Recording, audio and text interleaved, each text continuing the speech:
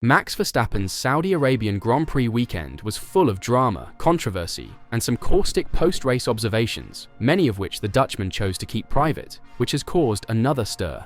So, Verstappen cut the corner under pressure from Oscar Piastri and refused to give up the position, causing the stewards to penalise him by 5 seconds.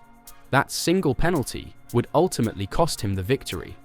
But what it set off after the race, even the FIA couldn't expect.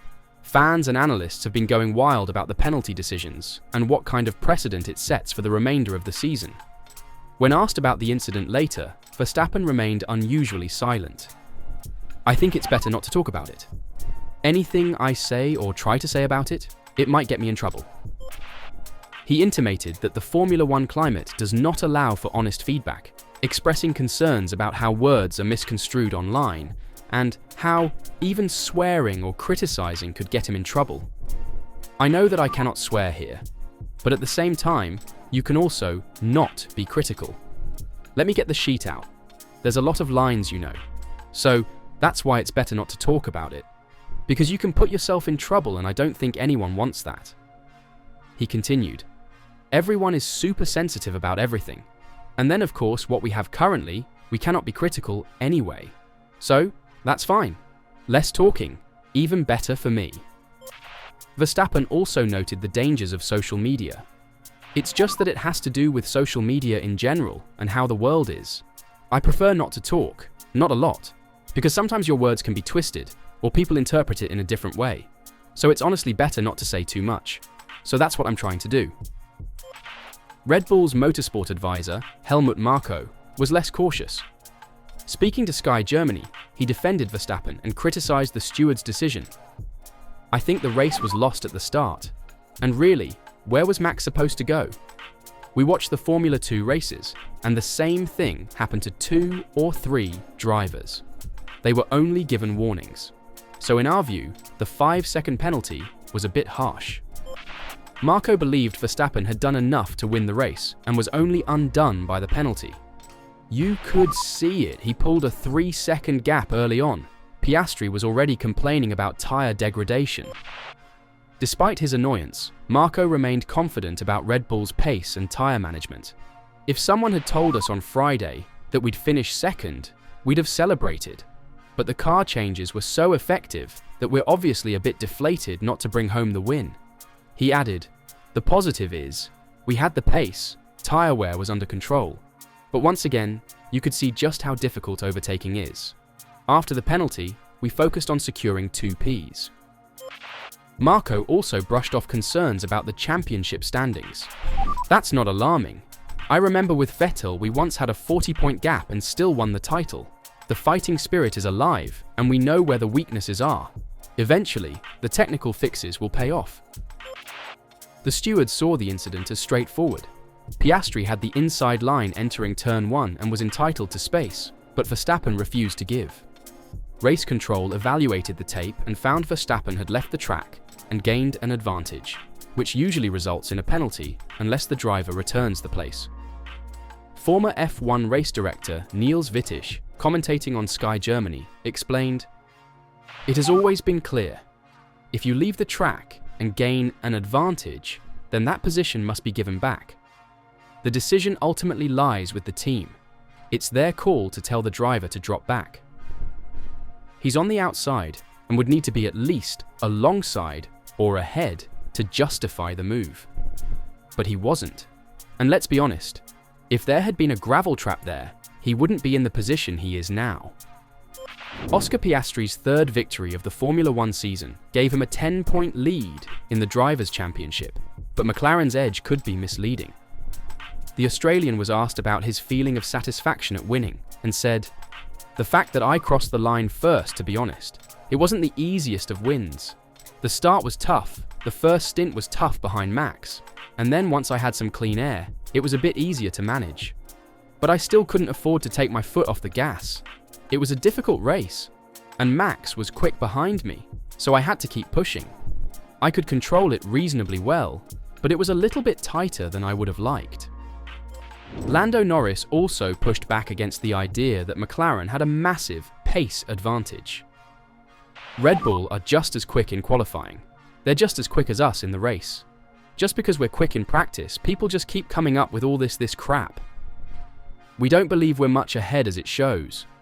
I think probably Max was the quickest out there today, so we have work to do. Verstappen, for one, insists that he is currently focused on improving the RB21 rather than speculating about his future. I just want to focus on my car, work with the people in the team. That's the only thing I'm thinking about in Formula One. I'm very relaxed. He explained the garage discussions between Raymond Vermeulen and Marko after the race. To my knowledge, I think they were having a conversation about everything, which I think is allowed. I think we were all left frustrated with the result, with the things that went wrong in the race. And I think that's what Raymond and Helmut spoke about. And Christian Horner even came along and they all had a conversation. I think that should be allowed. We care at the end of the day. We care about the team, we care about the people, we care about results. I think that's quite normal. Piastri commented on Verstappen's pace with more than relief, acknowledging the threat that the Red Bull car still poses when everything goes perfectly. Max was quicker than I expected for sure in the race. I thought over one lap it wasn't a huge surprise to see Max quick, but in the race, I wasn't expecting to struggle so much at the end of the medium stint, that's for sure. So clearly we've got some work to do. I think our car is still very good, but when you look at the layout here compared to Suzuka, it's the most similar so far, and it's been the two where Max and Red Bull have been closer. I think we still have an advantage. I don't think it's as big on surfaces like this and layouts like this, but we still have a very strong car at the moment. Meanwhile, Verstappen is grappling with the frustration of being scrutinized for everything he says and does. As he pointed out, the Formula One climate is not always conducive to free expression. Honestly, a lot of people are talking about it, except me. I just want to focus on my car, work with the people in the team. That's the only thing I'm thinking about in Formula One. I'm very relaxed. So, what happens next? Has McLaren actually dethroned Red Bull, or better said Verstappen? Or will the previous champions return and restore order? Is this the start of an all-out title fight between Verstappen, Piastri, and Norris? And, most crucially, are we finally witnessing the birth of a new Formula One rivalry that will shape the remainder of the decade? Or will the new rules next year completely overthrow it all once again? Whatever happens, one thing is certain. Red Bull may be down, but with Max Verstappen at the wheel and upgrades on the way, they're far from out. And let's not forget the technical directive starting from the Spanish Grand Prix at the end of next multi-NH. This will also change the pecking order. At this moment, it's a season decided by small but crucial decisions. Whether it's a penalty on lap 1 or a tyre compound choice that goes wrong, the 2025 championship is already shaping up to be a game of razor-thin margins. Piastri may have won the Battle of Jeddah, but the conflict is far from done. And if Verstappen believes he has been treated unfairly by the stewards or censored by the media, you can bet he will come back even stronger and more focused.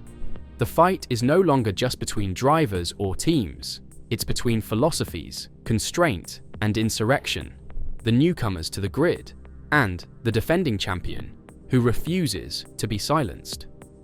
And with the FIA setting a new precedent by allowing the driver in front of the apex to have the corner again, you can bet we'll see Verstappen do some more dive bombing from now on.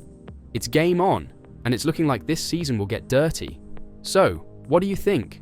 Was the penalty justified? Or should they have let both of them race? And what would have happened if Verstappen had given back the position immediately? Would he have been able to win it after all?